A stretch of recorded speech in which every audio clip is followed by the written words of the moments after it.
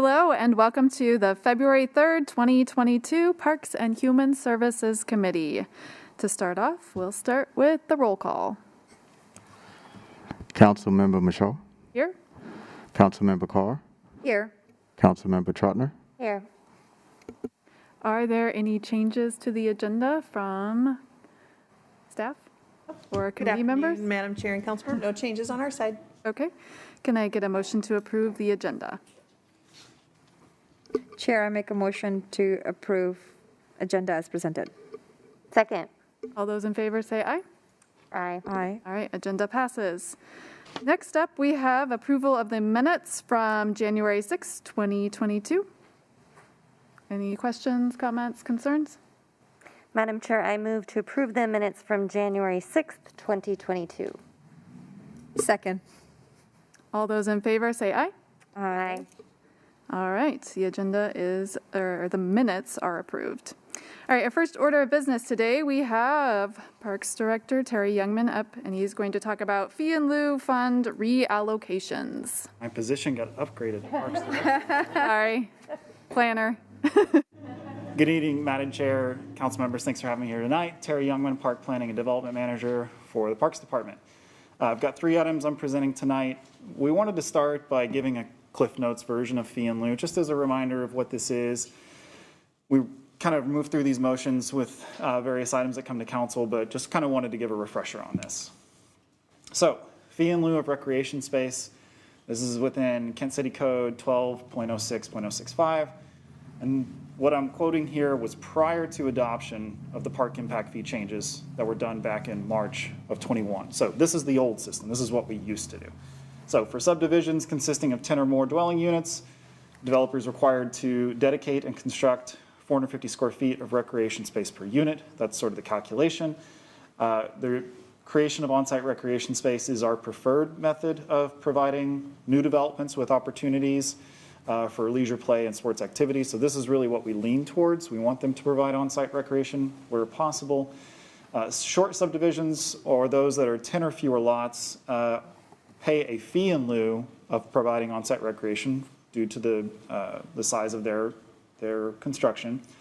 And so this may also include subdivisions that are directly adjacent to or within a quarter mile of a well-established park. So there's some sense to, if you are directly adjacent or within that close walking distance, it makes more sense that those residents would use that close by park as opposed to on-site recreation. So we do allow those in certain unique circumstances. A fee in lieu is calculated at 3% of assessed land value.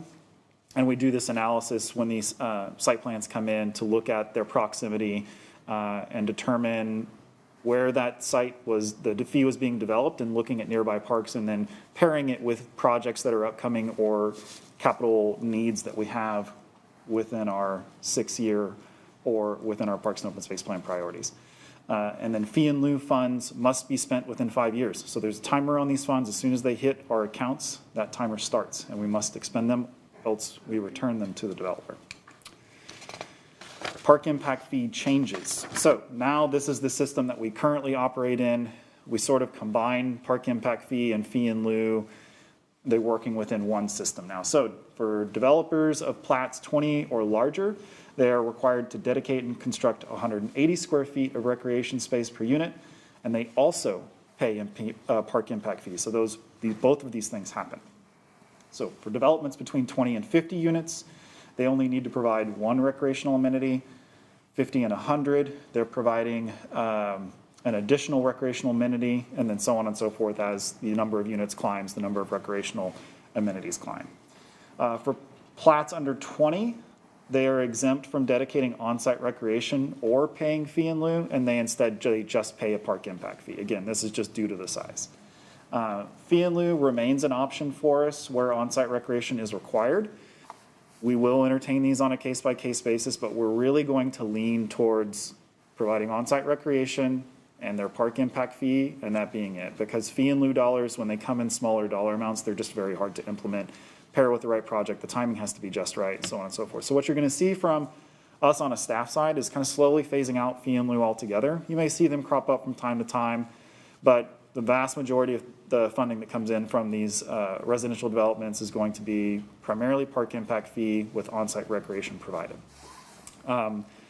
As we move through the reallocations, really what we're doing is kind of cleaning up a lot of old casework that's been kind of sitting and waiting for the right capital dollars to pair it with. So you're going to see the first item is a series of reallocations tonight. Getting those really steered towards projects that are in motion, that are ready to spend, meaning they have completed design, they're moving towards construction, trying to get them wrapped into larger capital development projects. And then just a couple of examples. So this is 2 projects that we completed with Fee-In-Lieu funding. The loop trail around Service Club ball fields. So that was a 2016 Parks and Open Space Plan priority. We completed the loop around that, leveraging Fee-In-Lieu with our in-house construction team.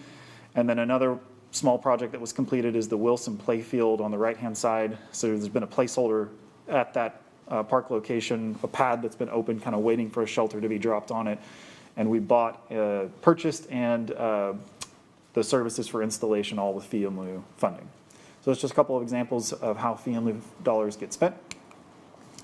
And then this is just an example of what on-site recreation looks like within a development. So they provide the on-site amenities, open lawn, picnic tables, children's play. You know, typically these amenities don't meet our standards for what we do as a recreation department. We have very high standards for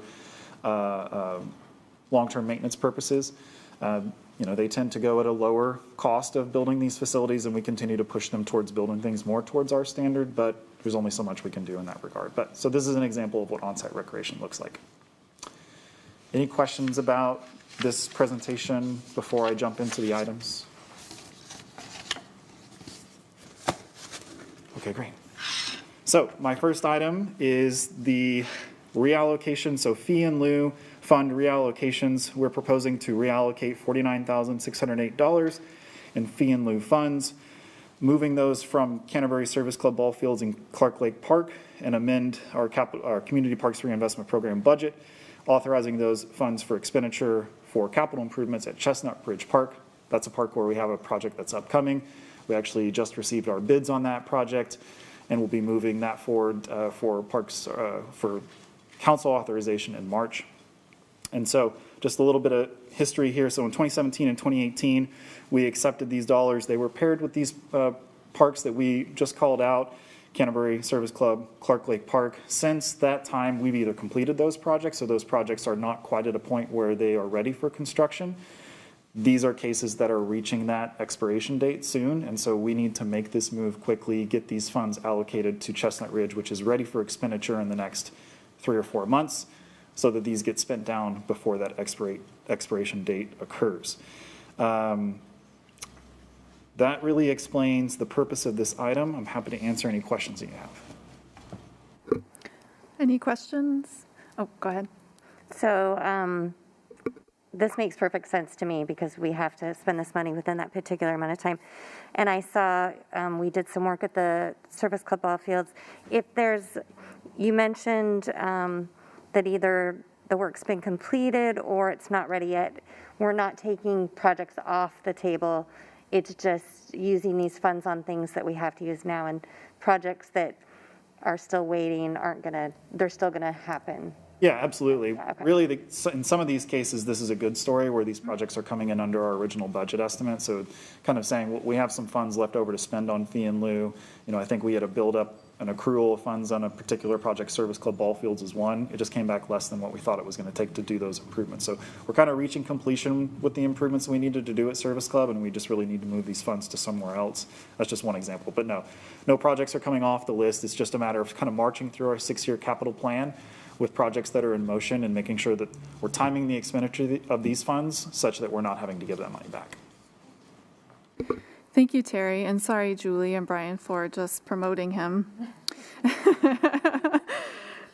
Okay, so I could see how someone might be concerned seeing this item and being concerned that this money is being taken away from, let's say, Canterbury or Service Club or Clark Lake, but that's not the case. No, it's really not, and all those sites are important, and their time will come in the capital program. It's just that when these funds were allocated originally, they were chosen to go to the closest possible site, not thinking about necessarily what funding we would have, and really our capital program has changed dramatically. I think we were able to use small pots of money to do little capital pieces and move about the system, in many different locations. Now what we're doing with our capital program is doing these much larger scale projects, $500,000, $1 million of investment, really focusing on bigger investments in key strategic locations. And so this was a system that worked for a much lesser capital program. Now we're working with a much larger capital program. So for the sake of efficiency, we need to steer these funds towards where we have work in progress and really move through a methodical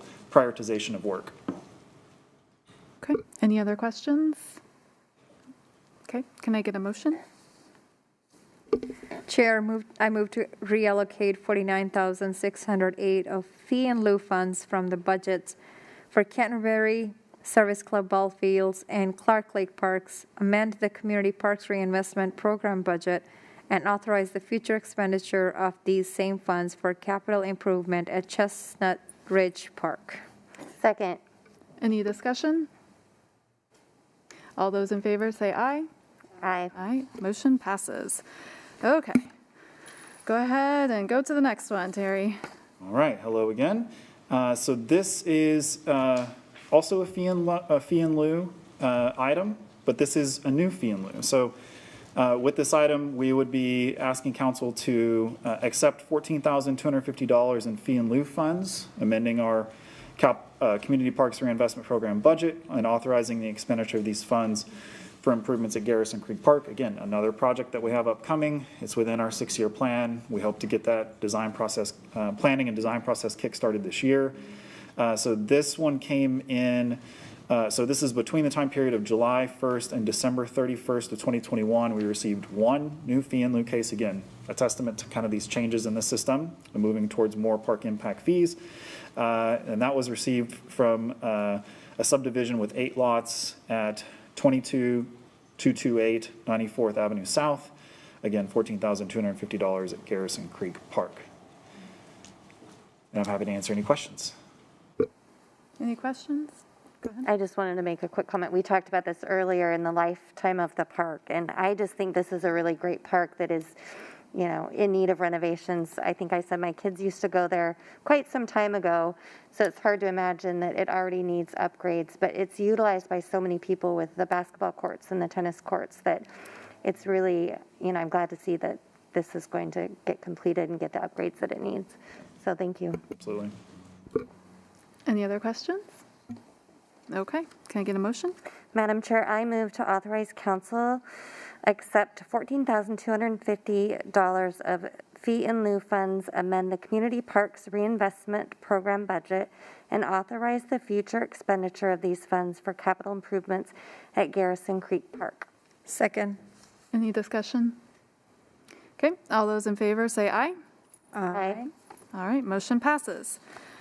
Okay, Terry, Parks Planner, is going to stay here, and he's going to talk about a contract to provide playground equipment, park amenities, and related products and services. We like to cluster our items together. Okay, so this one is for authorization for the Parks Department to purchase playground equipment and other park amenities through a cooperative purchase agreement that was established by the City of Charlotte, North Carolina with Compan Incorporated, as long as those purchases are within the city's established budgets and made during the term of that cooperative contract. So this is, again, a contract to provide playground equipment, park amenities, and related products and services. So a little bit of history on this one. City of Kent's done this several times in history.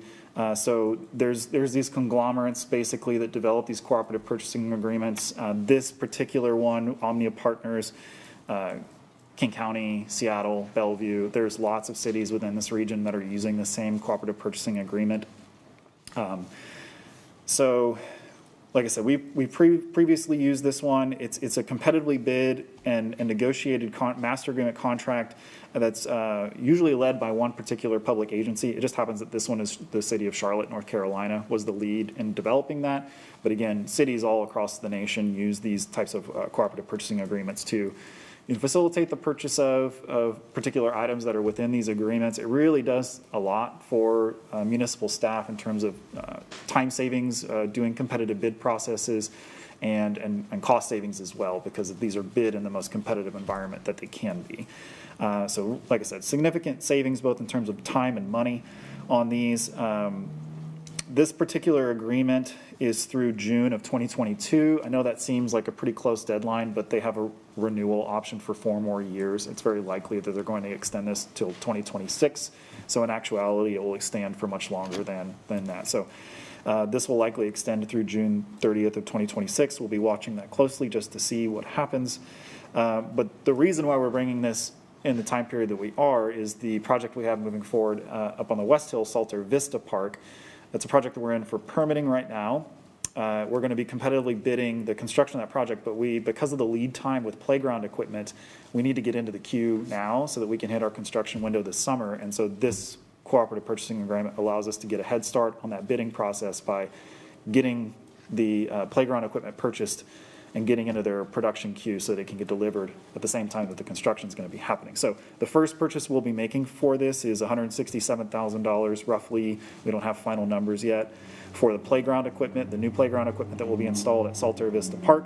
But the approval of this item is not just for Salter Vista. It would allow us to provide, purchase other playground equipment, pieces, site furnishings, benches, tables, things of that nature through this agreement. So it's much more broad than that, but I just wanted to give you a sense of what the first item will be that we utilize this agreement for. So that lays out why we're bringing this item forward, and I'd be glad to answer any questions. Terry, thank you for this. I think that we're all familiar with this sort of thing. We've seen it from other departments. I know that in the past there's been some concern about the fact that large purchases don't have to come through committee. I'm just wondering if you could give us an update every once in a while telling us, if you're going to spend $100,000, then we'd like to know. Yeah, I think what we can do, could we simply do that with a report that we send to Parks Committee? So I think whenever we seek to use this cooperative purchase agreement, I think we would just send you a memorandum basically that tells you what we're planning to purchase and for what purpose. Most of the time what you're going to see is this is paired with a capital development or capital project that's already in motion. That again, it's the logistics of trying to time construction and supply chain is a reason why we employ these. Or it may be a small project that we're moving forward with that it just doesn't make sense to put it through an entire competitive bid process. So, but absolutely, we'd be happy to send you updates on this. Okay. Any other questions or comments? That was my question. Thank you. Okay. Can I get a motion? Chair, I move to authorize the Parks Department to purchase playground equipment and other park amenities through the cooperative purchasing agreement established by the City of Charlotte, North Carolina with Compan Inc. if purchases are within city's established budgets and are made during the term of the cooperative contract. Second. Any discussion? All those in favor say aye. Aye. All right, motion passes. Thank you so much. All right, thank you, Terry. Okay, up next we have Marina Hanson for an update on human services funding.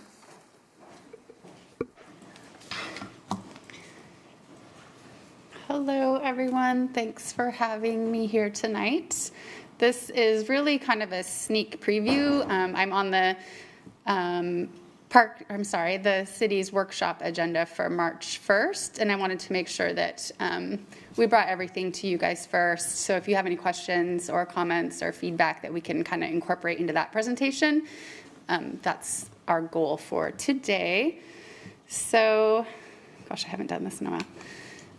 Just as some background, I think you all are well aware, for anyone who might be watching, our division distributes funding from local, state, and federal fund sources, really just designed to positively impact Kent residents.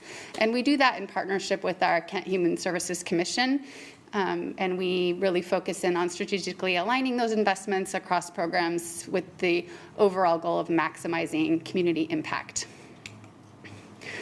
Just kind of as a reminder, our Human Services Strategic Plan is really our overarching plan that guides our funding, and that was developed in coordination with our Human Services Commission as well as community engagement, and you as City Council members had a lot of input in that plan along the way. And our overarching goals include a good start, healthy aging, individual and community well-being, and stable housing. And there are sub-goals underneath each of those, but primarily those are overall goals. Our funding landscape for 2022 is pretty complicated.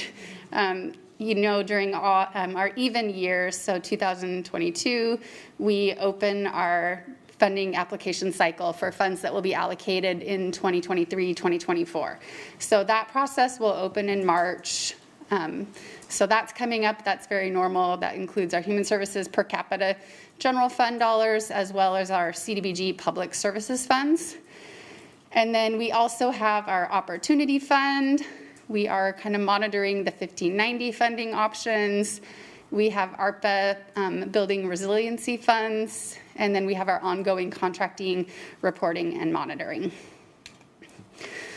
So as I mentioned, we have this project coming up. When we add the two funds together, it totals around $1.2 million. We are kind of in the pre-application process right now, which includes kind of familiarizing ourselves and our commission with our strategic plan, ongoing community engagement, evaluation of programs that are just wrapping up from last year. We're getting those final outcome reports right now. We have been doing some pre-application work with our funding partners in the other cities, because if you'll recall, we go out with 16 other cities altogether for this funding application. And then we're also doing some work with our nonprofit partners already. So back in September, we had a kind of countywide meeting for any agency that has not yet applied for funds through this application process online.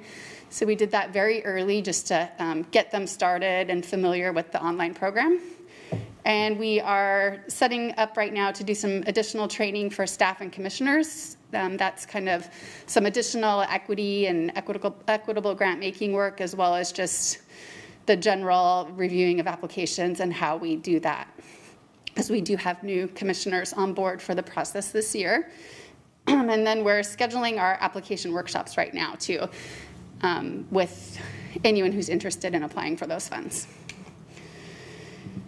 Just as a reminder, we started pretty heavily in training with some consultants during our last cycle, so really focused in grant making with an equity lens. We have increased technical assistance opportunities. We continue to look for innovative partnerships within organizations. So sometimes an organization might have the capacity to receive funds directly, but we have been really successful in setting up kind of some sub-partnerships with organizations that have more of that ability to take those larger grants on. And we are scheduling commission and staff trainings that will kind of continue us down that path of equitable grant making, reminding us all about implicit bias and what to look for when we're reviewing those applications, and then continuing to integrate equity prompts into the application review process, which is something that we started last time that was really successful, so just kind of continuing to do more on that. This is just a quick application draft timeline of where we're at right now. These dates are not set in stone. There's a few things that we're still working on, but as you can see, we get really busy starting in March through July with that application process. And then just a little bit more about the process. So as I mentioned before, we utilize an existing process where we're partnering with 16 other cities. It's all online through a program called Share One App. It's a pretty traditional process. We only accept applications that are submitted through that portal. And we have set review teams that include staff, our Human Services Commission. The last cycle, we introduced kind of some outside community partners that were non-voting but participated and helped provide maybe some different background and different experiences that could be part of the review process. And then commission recommendations are voted on by the commission, and then they go to council for final approval as part of the budget process. If you'll recall, we also have the 2022 Opportunity Fund. That's $100,000 in one-time funds that council passed for 2022. That's really designed to be more flexible and allow us to be more responsive to emerging needs that happen kind of outside that standard grant making process. And it's also something that can be a little more informal. So perhaps it's a community dinner, just things that are more grassroots oriented and less very specific programmatic. So these will likely be much smaller grants. They might be 1,000, 2,000 here and there, really just designed to be more community-led and grassroots and allow us to have the opportunity to respond to things that happen outside of the application process. Sorry, man, it's so hard to talk through these masks. Breathe.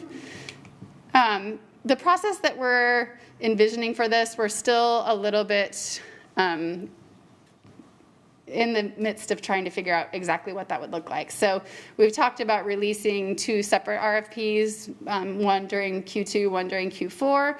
And then we've also talked about the idea of just keeping it open on a rolling basis to truly be able to be responsive. And then that would also allow us, if we see a gap in the community, to maybe do a very specific RFP looking for something specific in the community. So kind of leaning towards the last one, recognizing we have some staffing issues that we need to figure out.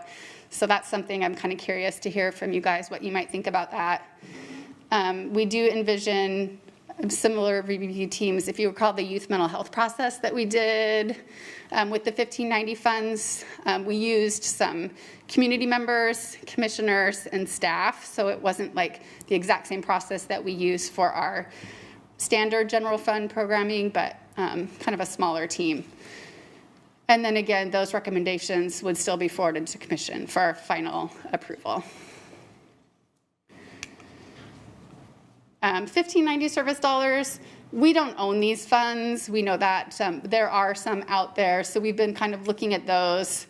I think you're all very familiar. That was the 0.1% sales tax that was approved by council.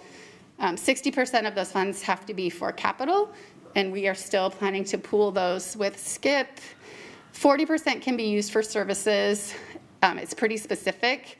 So it's the operation, delivery, or evaluation of mental and behavioral health treatment programs or housing-related services. There's a lot of interpretation in terms of what those can be used for. These are state funds, so they're not quite as rigid. Those service dollars will be used this year to support the KPD mental health co-responder program, and we're super supportive of that. That's really important to our work as well. But there are funds that were collected last year before that program was put into place. So there are funds that are out there. So we've been kind of looking at those for some specific projects, including some additional funding for the CCS Community Engagement Center, potentially some case management services for emergency housing voucher recipients. Those are Section 8 vouchers that came down from the federal government during the pandemic that are fabulous. They're really designed to keep people out of homelessness or get them out of homelessness. It's outside of the normal Section 8 voucher pool, that gigantic wait list, so it's very specific.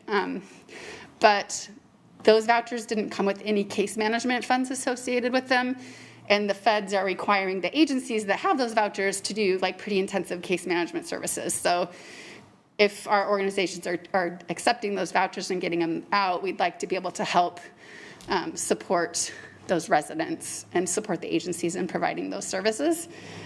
And then the youth mental health funding, those programs that we funded last year, I think that was really successful. And so we've been entertaining the idea of coming back to you guys to ask if you're supportive of us continuing to do that again and perhaps even expanding it beyond youth. Again, like we kind of focused on the less traditional mental health supports, but those have been really popular. And we're hearing a lot from the community about embedding mental health providers in agencies more and more and more. So those are a couple things that we've been looking at. Again, we have a lot of funding pots, so we're also just trying to figure out where it makes sense to pull funds from. You have a question? Sorry. What type of project are we thinking of supporting with CCS? That's just the Community Engagement Center overall, kind of expanding their hours. So they've expanded or need to expand their hours a little bit just based on the pandemic in terms of people having a place to be during the day. They have pretty limited hours, and we've been asking them, a lot more of them lately, in terms of trying to be there and be open, have restrooms, laundry, showers for our homeless residents. So we support them now with some general fund, but not nearly enough. They're running a pretty significant deficit. So trying to ensure that that program stays in Kent, basically. Okay, thank you. In terms of process, again, we don't own these funds, but when we think about them, if they're going to be any left over that might be for human services type programming, our options are to kind of utilize that existing human services funding collaborative grant application process. We would probably want to maintain some flexibility to go outside of the process if it made sense. We would use review teams and of course go through our Human Services Commission as we do with anything funding related.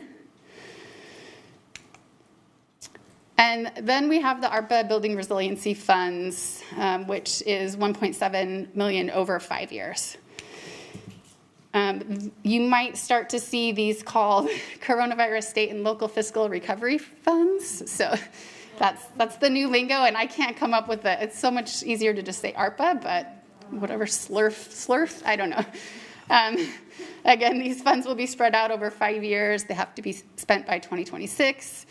The Treasury Requirements will govern project eligibility. We will be looking to hire staff in Human Services to help us provide the contract management and compliance oversight for this fund. And we are, as much as possible, looking to align with other departments and divisions in the city so that we're kind of aligning and leveraging funds versus overlapping. There's a lot of challenges that go along Marina. with those funds.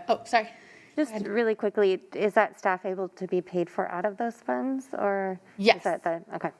Yep. And Marina, we don't have any idea what sort of things they are going, like project eligibility. So the final ruling is a 437-page document that was just released at the beginning of January.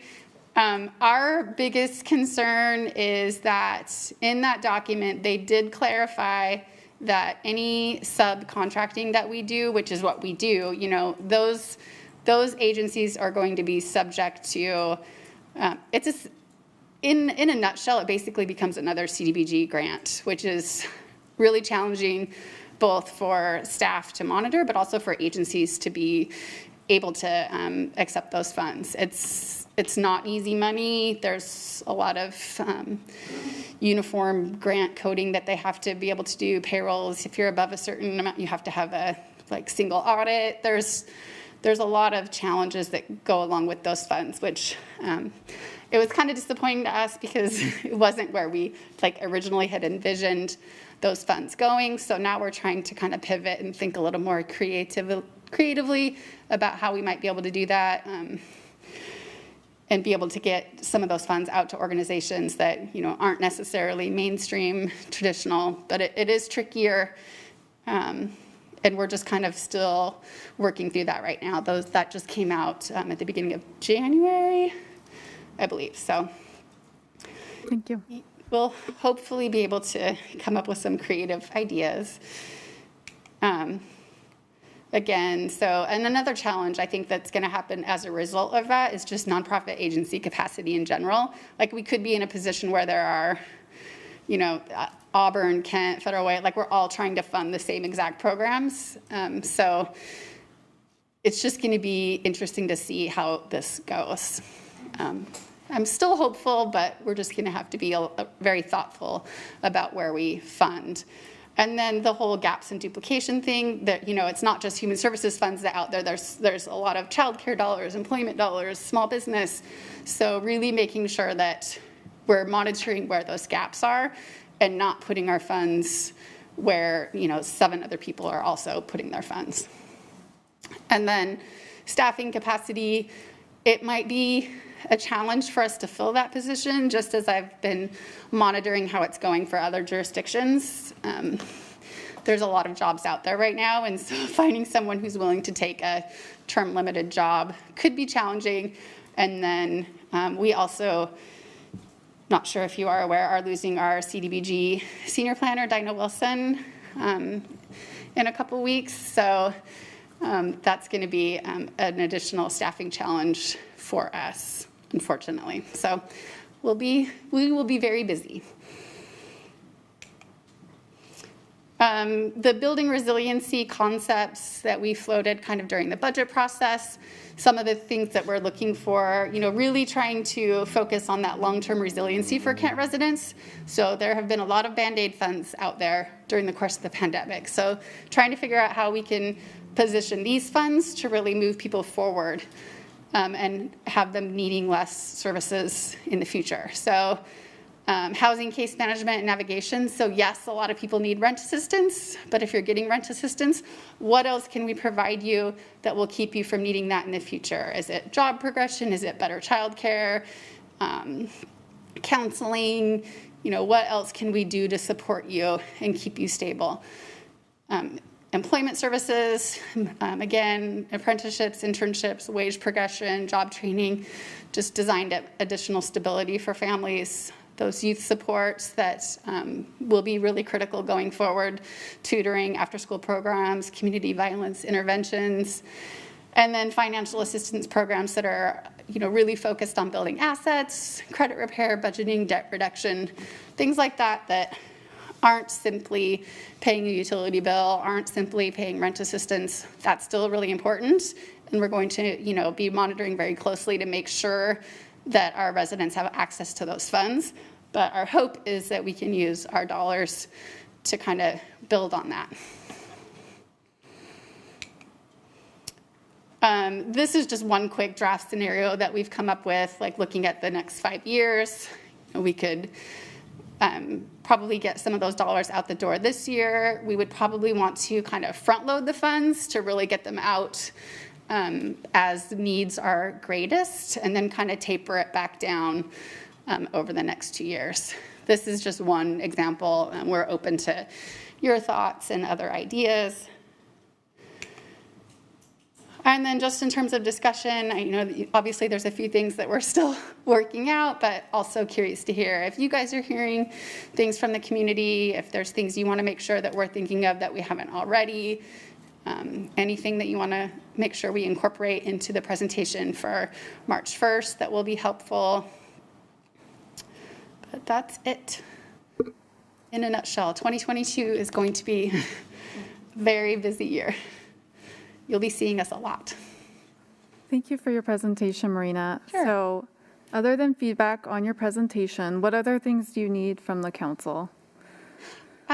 Just curious how you guys are feeling about the process. We are still intending to kind of heavily rely on our Human Services Commission with the addition of some community members. We're trying to establish a pool, if you will, of community members who have interest in participating in grant review so they can feel part of this process. They're not able to vote and be a voting member, but just kind of making sure that we're adding voice in from other areas.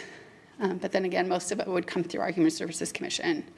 And then thoughts on the Opportunity Fund pool, if you guys think that's like an RFP process, do you think that that's more of a keep it open review as we go?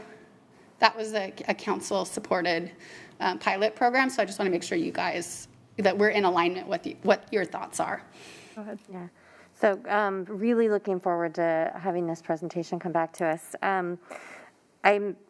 As far as the opportunity funds go, I know we've heard from several groups that do have concerns that there are organizations that don't have the ability to apply for some of these bigger funds. So I think that kind of using that on a case-by-case basis is a good way for us to look at spending some of those funds.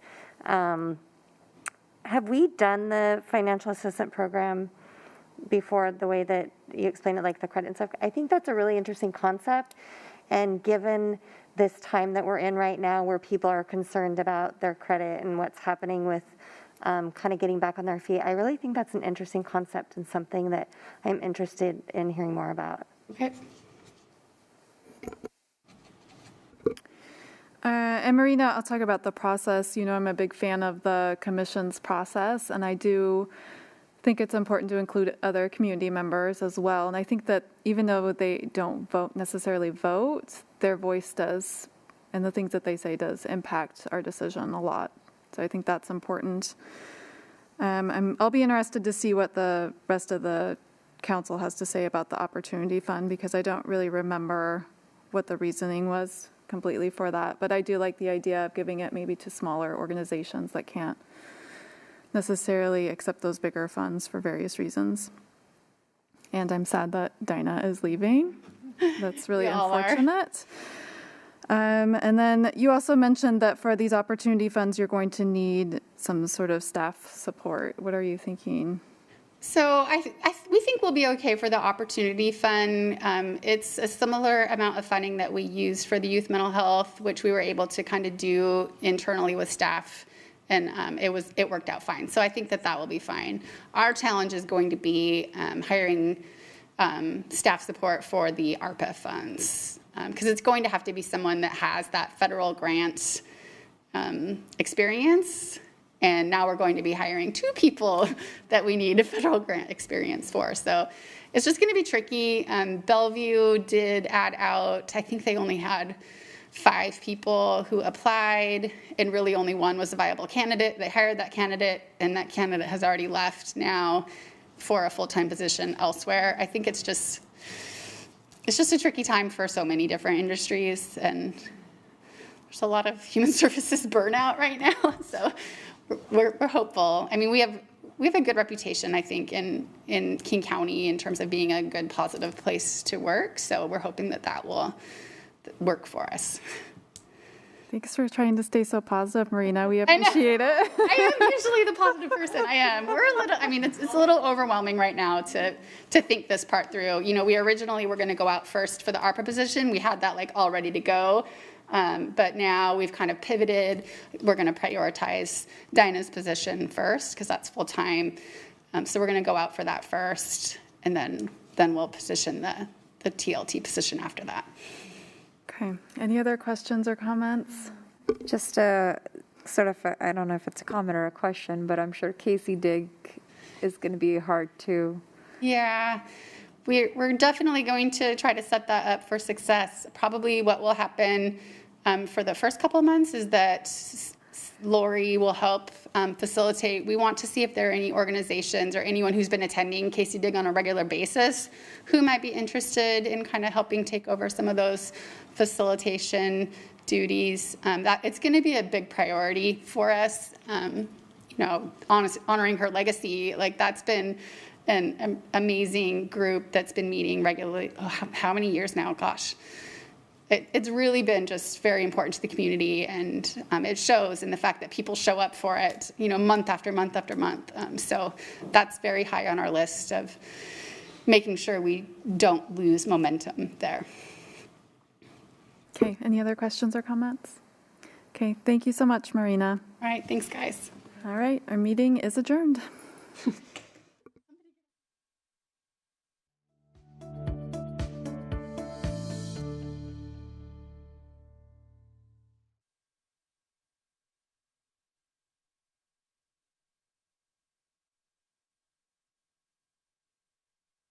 Fun to work in parks, but $3 is a hard one to get over, or a little bit more than that. So, and that's really, honestly, Public Works has a little bit different of a funding source, and we have general fund constraints and, a lot of